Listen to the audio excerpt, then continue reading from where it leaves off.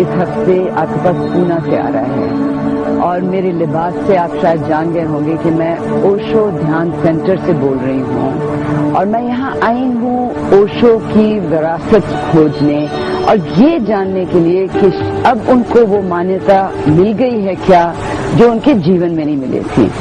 मेरे साथ हैं अमृत साधना जो उनके साथ शुरू से जुड़ी हुई हैं। कब से जुड़ी हुई हैं आप साधना जी? 1970 से। अब कैसे आना हुआ यहाँ पे? तब ये रिजॉर्ट तो था नहीं, उसको मैं ठीक करना चाहूंगी। ओशो मेडिटेशन रिजॉर्ट है, ये शब्द उन्हीं का दिया हुआ है। तब ऐसा था कि इस तरह की कोई जगह नहीं थी और ओशो गांव-गांव घूम कर प्रवचन किया करते थे और हजारों लोग परवानों की तरह उनकी तरफ आकर्षित होकर आया करते थे। मैं भी एक परवाना थी और सच में उनके ऊपर जैसे बौछार हो गई और उनका जो बोलने का ढंग था और उससे भी अधिक उसके भी पीछे जो सत्य था, जो उनका ध्यान है, जो प्रेम है, वो मुझे छू गया अंदर तक। तो शायद उसी की तलाश भी थी मुझे। ओशो का जन्म जबलपुर के पास एक छोटे गांव में 1931 में हुआ। 60 के दशक में आचार्य रजनीश बने और धर्म, मजहब, फलसफा पे देश भर में घूमकर लेक्चर देना शुरू किया। 1974 में पुणे में उन्होंने ये सेंटर खोला और उनके पहले शिष्यों में थी कई जानी मानी फिल्मी हस्तियां जैसे विदेश राज्य मंत्री विनोद खन्ना। अमेरिका में रहने की उनकी 2 साल की कोशिश असफल रही तो यही वापस आए और जनवरी 1990 को उनका देहांत हुआ। उनकी विरासत क्या है? ओशो की जो विरासत आप कह रहे हैं वो कोई ऐसी जायदाद नहीं है कहीं पर या कहीं कोई गद्दी नहीं है जो कि ओशो की विरासत है। ओशो की विरासत है वो क्वालिटी जो हम अपने रोज की जिंदगी में हर शख्स, हर इंसान ला सकता है। जैसे अकेलेपन का एक जो समादर है और ध्यान से अपने आप को रूपांतरण करना, हर जो हम काम कर रहे हैं उसको होशपूर्वक करना और अतीत से छुटकारा पाकर नया मनुष्य आज और यहीं पे एक सुंदरता से जीना, ये ओशो की विरासत है।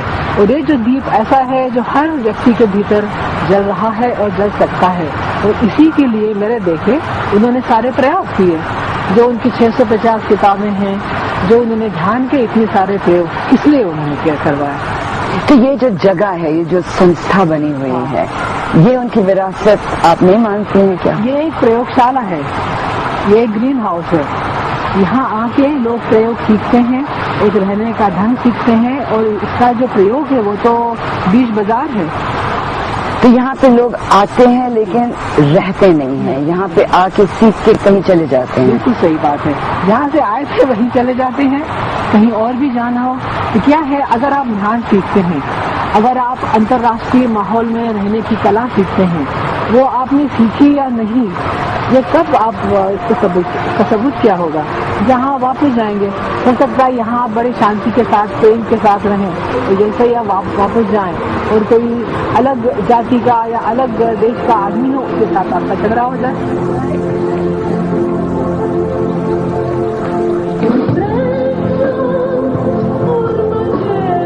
ओशो की शिक्षा हर तरीके से अपने समय से आगे थी, शायद इसलिए जीवन में उनको मान्यता कम और बदनामी ज्यादा हासिल हुई। सेक्स और प्रेम की बातें उन्होंने तब करना शुरू की जब सन्यासी सिर्फ दुनिया से मुक्ति पाने की बातें करते थे।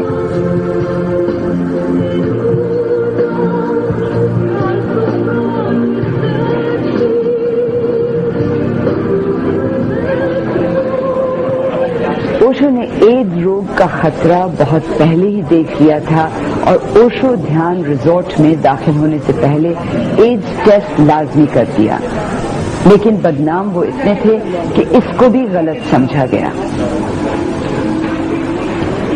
ओशो ध्यान रिजॉर्ट में अगर 52% आजकल भारतीय आते हैं तो बाकी विदेशी होते हैं। हम विदेशियों से इसलिए बात नहीं कर सके क्योंकि प्रोग्राम हिंदी में है, लेकिन हमने खास तौर पर बात करनी चाहिए अमृता से जो ओशो के बहुत करीब रहे, जो एक दफा उनके डॉक्टर होते थे। As you know, most people. लोग कहते हैं कि ओशो की मौत एड्स से हुई, इसलिए उन्होंने एड्स को इतना बड़ा मुद्दा बनाया। क्या ये सच है? Is that true? This is a complete misrepresentation of, like most things around Osho, again, people don't understand or don't want to understand. नहीं, ये सच नहीं है। लोग समझ नहीं पाते और शायद समझना भी नहीं चाहते हैं। Public figure. 1984 में ओशो पहली ऐसी हस्ती थी जिन्होंने कहा था कि एक खास बीमारी है जिसका इलाज आसान नहीं है। Not going to be easily treated. इस बीमारी की वजह इंसान के अंदर की मनोवैज्ञानिक समस्या है जो सेक्स और मृत्यु से जुड़ी हुई है। Connection. अगर लोग बिना सेक्स के जी पाते तो शायद अच्छा होता, लेकिन अगर उन्हें फिर भी सेक्स की जरूरत लगती है तो उन्हें कॉन्डम का इस्तेमाल करना चाहिए और अपनी जांच करवानी चाहिए। Needed sex, they should. अगर कुछ दिनों पहले मनाया गया विश्व एड्स दिवस पर नजर डालें तो पता चलेगा कि आज से 20-25 साल बाद 70 लाख लोग इस बीमारी से पीड़ित होंगे, यानी 70 लाख लोग अपनी मौत का इंतजार कर रहे होंगे। तो मूल मंत्र है कि कॉन्डम का इस्तेमाल और खुद की जांच बेहद जरूरी। Infected people later, but 70 million dead people in the pipeline from this one condition. What is their main message? Condoms and get tested. Why do you think so many people are being? क्या कारण है कि लोग ओशो के सिद्धांतों की ओर आकर्षित होते हैं? Because it's a critical time in man's history, whether you look at क्योंकि इंसानों की तारीख में ये एक अहम समय है। अगर आप दुनिया की हालत देखें जहां हिंसा है, हथियार है, आतंकवाद और एड्स है, तो ये मानिए कि पुराना सामाजिक ढांचा बिखर रहा है और सबको जरूरत लग रही है कि इसके लिए कुछ किया जाए। more is needed.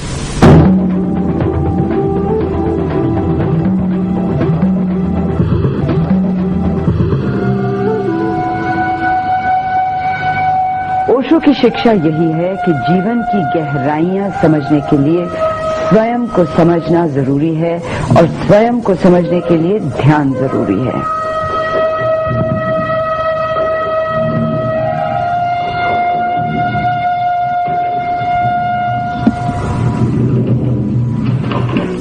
वो ध्यान नहीं जो पुराने सन्यासी जंगलों पहाड़ों में दुनिया से छुपकर किया करते थे, पर ध्यान जो जीवन के हर पल का हिस्सा बन जाए।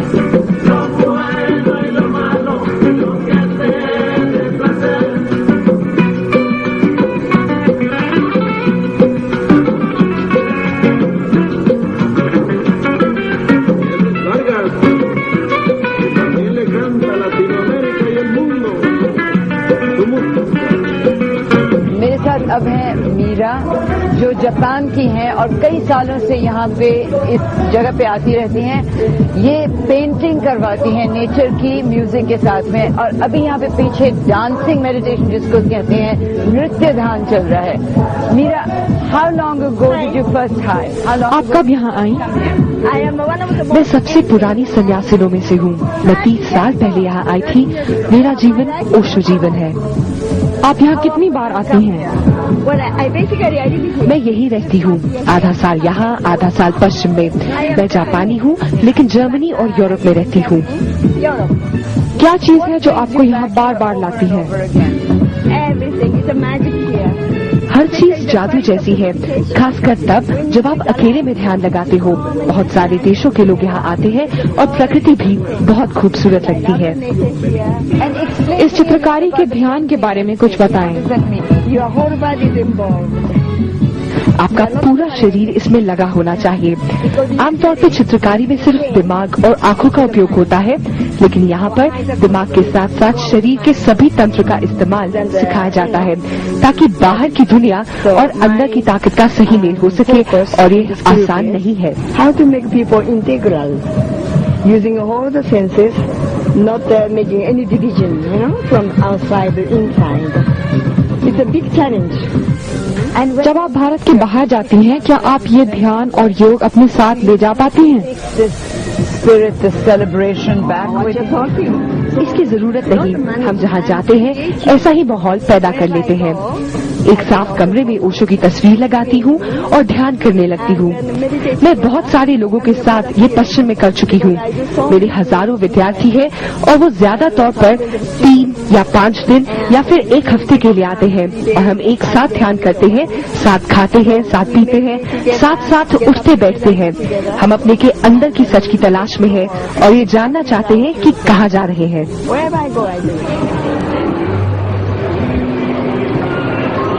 ओशो के जीवन में उनका संदेश, उनकी शिक्षा उतनी नहीं समझी गई थी जितनी आज के लोग समझते हैं। ओशो ध्यान रिजॉर्ट का एक ये दूसरा हिस्सा है जो ये अब सूरत बाग आपको दिख रहा है। किसी जमाने में ये गंदा नाला होता था और यहाँ के लोगों ने इसको इस खूबसूरत बगीचे में बदला और ये अब पब्लिक पार्क है पुणे के नागरिकों के लिए। मेरे साथ अभी हैं बोधि असीम जो संन्यास इन्होंने भी लिया हुआ है और बताएंगे कि क्यों आपको यहाँ पे संन्यास लेने की जरूरत महसूस हुई। यहाँ के जीवन में कुछ अलग ही रंग था जिसमें कि फ्रीडम, स्वतंत्रता, यहाँ के लोग, यहाँ पे कोई सामाजिक बंधन नहीं, जस्ट तुम खुद ही अपने जीवन के जिम्मेवार हो। ये ओशो की सबसे बड़ी एक जीवन के बारे में एक मुझे सबसे ज्यादा आकर्षित किया इस चीज ने किया कि तुम खुद अपने जीवन के खुद जिम्मेवार हो और तुम्हारा जीवन पूरा स्वतंत्र है जैसा तुम उसको रचना चाहते हो। अगर हर व्यक्ति खुद अपना जिम्मेवारी खुद ही लेगा पूरी दुनिया बदल सकती है। मगर जीवन में जैसा ओशो ने कहा है कि हमेशा हम दूसरे को चेंज करना चाहते हैं कि दूसरा चेंज हो जाए तो दुनिया कभी भी चेंज नहीं होगी। जिस दिन ओशो कहते हैं कि हम खुद अपने खुद के हर इंडिविजुअल अगर अपने आप को चेंज करना चालू कर देगा, अगर हम अपने आप को अंदर देखना चालू कर देंगे दुनिया पूरी बदल जाएगी। अंदर जाना ही ध्यान है, अपने आप को देखना, अपने विचारों को देखना ही ध्यान है। ओशो के साथ स्वतंत्रता से स्वतंत्रता के साथ बहुत बड़ी जिम्मेवारी आती है। अपने जीवन की को स्वतंत्रता देना एक बहुत बड़ी जिम्मेवारी को लेना है, क्योंकि तुम किसी के ऊपर अपनी जिम्मेवारी नहीं डाल सकते, तुम किसी को रिस्पॉन्सिबल नहीं बना सकते। तो स्वतंत्रता के साथ बहुत बड़ी जिम्मेवारी आपके जीवन में आती है, जो कि मैंने यहाँ महसूस की है। ओशो को आप पूछते भी हैं, क्या गुरु मानते हैं, कैसे देखते हैं आप? ओशो को मैं ना पूछता हूँ ना गुरु मानता हूँ। ओशो एक वो साधारण से व्यक्ति हैं जिन्होंने जीवन की बहुत गहराई से अवगत कराया। और इस गहराई में जाने के बाद में जब आप दुनिया के दुख सुख देखते हैं, लड़ाई झगड़े देखते हैं, आजकल जो ये आतंकवाद फैला हुआ है पूरी दुनिया में, इन चीजों को जब आप देखते हैं तो किस नजर से, किस बदली हुई नजर से देखते हैं? जस्ट दुख होता है क्योंकि ओशो को मैंने इतना पढ़ा है। ओशो ने 1000 जगह इन सारी चीजों की चर्चा की है। जस्ट दुख होता है कि आज ये देश, सारे देश पॉलिटिशियंस के ऊपर चलते हैं। इतना चारों तरफ घोटाला है, सिर्फ पॉलिटिशियंस हैं, उसी कारण से सारी चीजें बनी हैं। धार्मिक कारण है, क्योंकि कभी भी कोई भी धर्म यह नहीं सिखाता है मार काट, कभी कोई भी धर्म नहीं सिखाता है। अल्टीमेटली सारे धर्म सिखाते हैं प्रेम, पूजा, अपने आप के प्रति आत्मविश्वास, मगर कहीं पे हम धर्म के नाम पे हर जगह काटा पीटी करते हैं। सिर्फ बेसिकली ये है कि जीवन में ध्यान नहीं है, जीवन के अंदर हमें संतोष नहीं है, इसलिए हम बाहर धर्म के नाम पे मारा काटी कर सकते हैं। क्योंकि आप किसी को मारना चाहेंगे आप नहीं मार सकते, क्योंकि रूल्स ही नहीं है। मगर धर्म के नाम पे आप किसी को भी मार सकते हैं। धर्म के नाम पे चारों तरफ आतंकवाद चलता है जो कि सपोर्टेड है।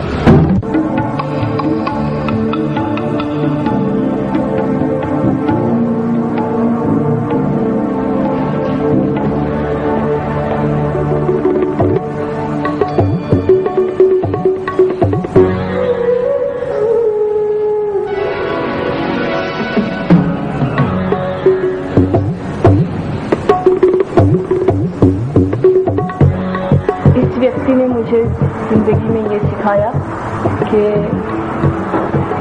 गति में रहना, बहाव में रहना और चीजें हमेशा बदलती रहती है, उसके साथ जीना, यही जीना है। अगर आप किसी चीज को पकड़ के रहोगे तो आप कीचड़ बन जाओगे, बहता पानी नहीं बन पाओगे। ये मैंने अनुभव के तौर पे जाना, सिर्फ पढ़ के किताब में जानना अलग बात है। और जब आप जिंदगी में उसमें से जाते हो तो वो जो समझ आ जाती है, तो उसकी वजह से मुझे इतना सुकून मिला अंदर से, इतना स्वतंत्रता महसूस करती हूँ मैं, क्योंकि मुझे मालूम है कि हाँ, यही एक सच है कि चीजें बदलती रहती है और हमको अगर जीवन स्वस्थ अनुभव करना है तो वो बदलते हुए क्षण के साथ जीना। तो अभी आप यहाँ पे कितना वक्त गुजारती हैं?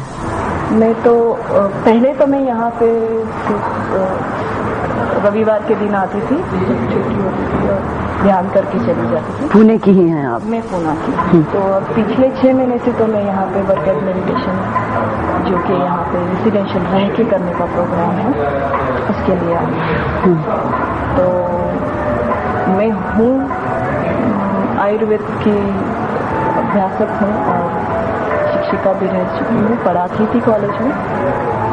तो उस टाइम की वजह से भी मुझे ये महसूस हुआ कि ये बहुत ही व्यक्ति को देखने वाला शास्त्र है और उसकी जो स्वास्थ्य की परिभाषा थी उसमें भी आता है कि शरीर के तौर पर, मन के तौर पर, आत्मा के तौर पर, इंद्रियों के तौर पर जो व्यक्ति स्वस्थ है वो स्वस्थ है। तो ये बहुत ही बड़ी व्याख्या है किसी के स्वस्थता की, और उसको जानने के बाद मुझे लगा कि हाँ, जो भी आयुर्वेद भी कहता है तो उसमें अपने अंदर जाके देखने की ही बात है, क्योंकि इस शास्त्र का उगम भी किसी के मेडिटेशन से या किसी के ध्यान से ही हुआ है। तो वो चीज़, और मुझे यहाँ जब मैं पढ़ाती थी कॉलेज में तो मुझे लगता था कि मैं जो पढ़ा रही हूँ, मैं जो कर रही हूँ, इसमें कहीं तो भी फासला है और इस फासले को मिटाना है। तो वो क्या चीज़ है, किस चीज़ से मैं इससे, तो वो सच हो जाएगा कि जो मैं पढ़ा रही हूँ, जो मैं कर रही हूँ, वो एक हो गया। तो वो चीज़ थी जो मुझे, और यहाँ पे आने के बाद ये मैंने ध्यान में उतरना, मैंने अपने आप को देखना, यही वो चीज़ है जो इस दोनों को भर सकती है। मृत्यु इस जगत का सबसे बड़ा झूठ है। मृत्यु होती ही नहीं, जीवन के पार जीवन। जैसे पतझड़ आता है और पुराने पत्ते गिर जाते हैं और वृक्ष नग्न खड़ा रह जाता है, मगर नग्न वृक्ष में जिसके सारे पत्ते झड़ गए उदासी नहीं। फिर बसंत आएगा, फिर पखरियां टूटेंगी, फिर अंकुर निकलेंगे, फिर नए पत्ते, फिर नए फूल। वृक्ष को भरोसा है, इसलिए उदास नहीं। ओशो ने सिर्फ जीवन और प्रेम के नियम नहीं बदले, मौत के भी बदले थे। उनका मानना था कि अगर आप अपने जीवन को एक त्योहार मानकर जिएंगे तो उसमें मृत्यु सिर्फ एक हादसा बनकर रह जाती है। जिस दिन हम ओशो ध्यान रिजॉर्ट में थे, एक सन्यासी की मौत हुई, तो उनको विदा किया गया नाच गाने से, एक त्योहार के माहौल में, बजाय के मातम से।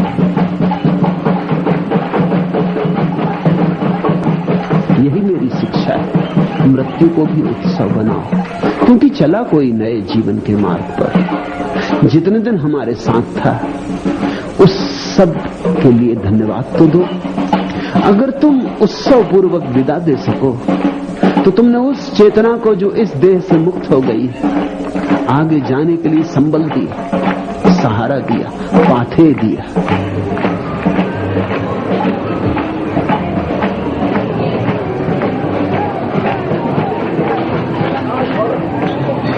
ओशो ध्यान रिजॉर्ट की एक खूबी ये भी है कि बिना गुरु के, बिना आचार्य के और बिना किसी अध्यक्ष के सब कुछ कायदे से होता है। ये कैसे?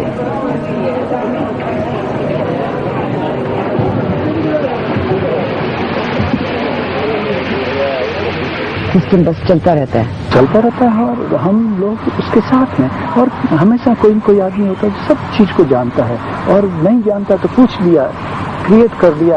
It's being alive in the moment. ऐसे लगता है कि कोई मुश्किल काम इतने सरल है, और जादू ये है कि हम सब टीम में मिलकर काम करते हैं। ये मैंने औरों से भी पूछा है, लेकिन आपसे भी पूछने वाली हूँ कि यहाँ पे कौन सी खास चीज है जो इतने लोगों को आकर्षित कर रही है अब जब ओशो नहीं है, और पहले इतने क्यों नहीं आते थे? ग्रो कर रहा, मैं ऐसे नहीं करूँ कभी पहले नहीं आते, पहले आते थे। लोग बढ़ते जाते हैं और बढ़ते ही जाएंगे। बहुत बढ़ गए हैं ना पहले से? बढ़ते जाते हैं और भी बढ़ते जाएंगे। कंटिन्यूस ग्रोथ है, और कारण ये है कि जो लोग स्वयं में इंटरेस्टेड है, यहाँ उन्हें स्वयं की खोज की सुविधा मिलती है, और कोई कारण नहीं है। बाहर पैसा मिलता है, नौकरी मिलती है, कंप्यूटर की स्किल मिलती है या इंजीनियरिंग की स्किल मिलती है, वो जो वाट है क्या सीखें वो बाहर मिलता है। कैसे जिंदगी को कैसे जिए, इंजीनियर बनने के बाद में भी उसको किस क्वालिटी से काम करें, वो जो कैसे हाउ है उसकी जो है एक्सपीरियंस यहाँ पे है।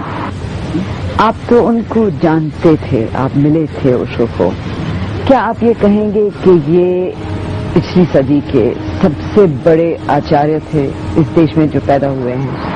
आचार्य तो मैं नहीं कहूँगा, पर मेरी अपनी उनके मुकाबले में हजारों सालों में कुछ जो मानव जाति में या एक एक व्यक्ति में, ज्यादा कम मानव जाति फिर कलेक्टिविटी हो जाती है, एक एक व्यक्ति में बदलाहट लाने की साइंस जिसने दी, ऐसा व्यक्ति आज तक नहीं हुआ।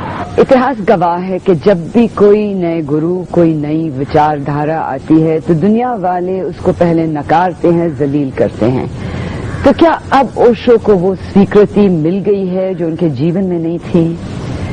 इसी से आप हिसाब लगा लें कि हजारों की तादाद में यहाँ पे लोग आते हैं, उनके जीवन में इतने लोग नहीं आते थे कभी, और इन आने वालों में से 52% से ज्यादा भारतीय हैं।